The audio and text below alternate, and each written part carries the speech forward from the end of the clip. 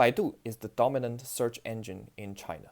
Outside China, you say Google something, but in China, you say Baidu something. Baidu is also the only Chinese company capable of comprehensively competing with world-class AI giants like Google, Microsoft, and Meta in various fields of AI technology. For many of you who have known Google for being invincible and unstoppable, do you know that Google was actually defeated by Baidu in China back in the day?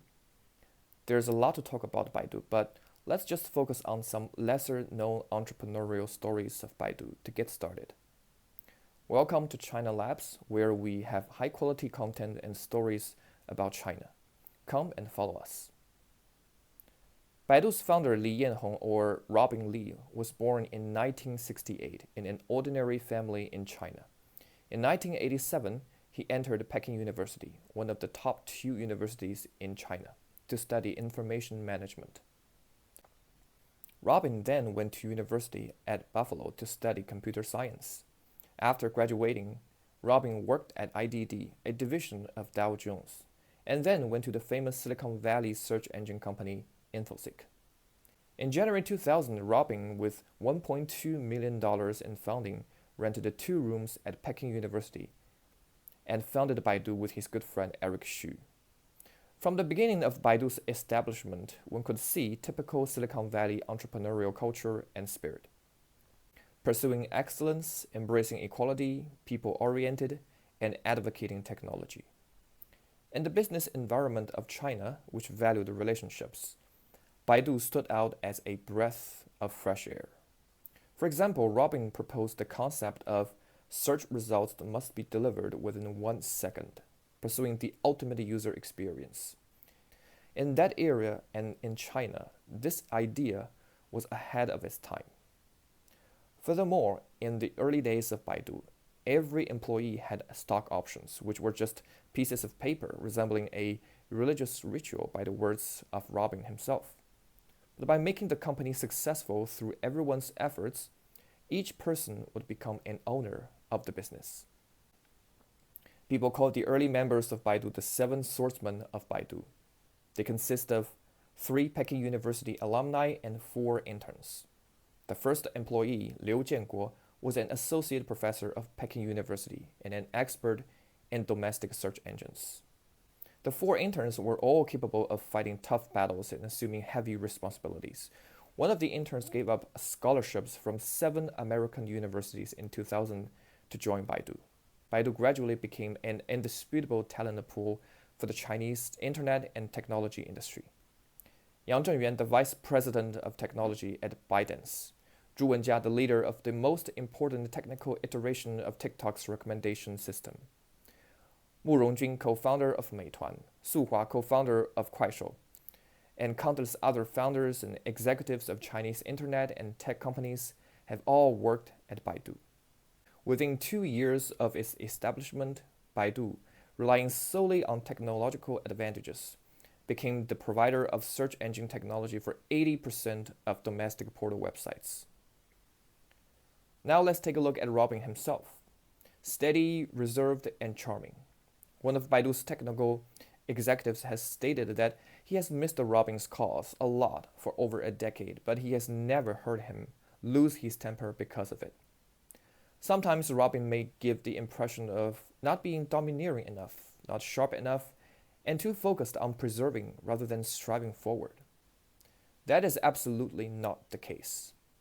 One of Baidu's early strategic transformations was shifting from being a search engine supplier behind the portal websites to launching its independent search product, turning platforms such as Yahoo, Sohu, NetEase, and Sina into competitors. This is when the prominent Baidu search box came into view. In 2001, Robin publicly smashed his phone and made resolute remarks during a board meeting, resisting unanimous opposition from shareholders and firmly pushing forward the launch of an independent search engine. Robin's decisive and uncompromising nature became evident at such a critical moment. Robin said, "I said at that time, if we take this path, I can see what Baidu will be like in a year, and there won't be significant changes. We gave up so many favorable conditions not to survive, if we continue down this path, it will definitely not be an earth-shattering cause. In this earth-shattering endeavor, Baidu had few domestic rivals. However, if it wanted to leave a mark in history, it had to surpass Google, a competitor hailed by many as the greatest company in human history. Policy factors aside, Baidu did win the war against Google in China. In fact, Baidu was not alone in this. There were hardly any American internet giants capable of defeating local competitors in China. Companies like Amazon and eBay are distant memories for a generation of Chinese citizens. Even Uber, one of the most fierce beasts in the history of internet startups, was defeated by Didi in China. Now, we can identify some common reasons, such as headquartered in the US, resulting in slow responses or limited authorization, needing to comply with strict US laws and regulations, making it difficult to fully unleash their potential in China. Chinese domestic companies having an initial advantage in China, with higher brand trust among the general public. However, the most crucial reason lies in the understanding of the Chinese people by Chinese companies. First, besides search, Baidu also introduced the products like Baidu Knows, Baidu Encyclopedia, Baidu Post Bar, and Baidu Space, fully catering to the needs of Chinese users. Second, Baidu acquired How123, an internet portal popular among older generations, and conducted ground promotions in internet cafes that Google disregarded.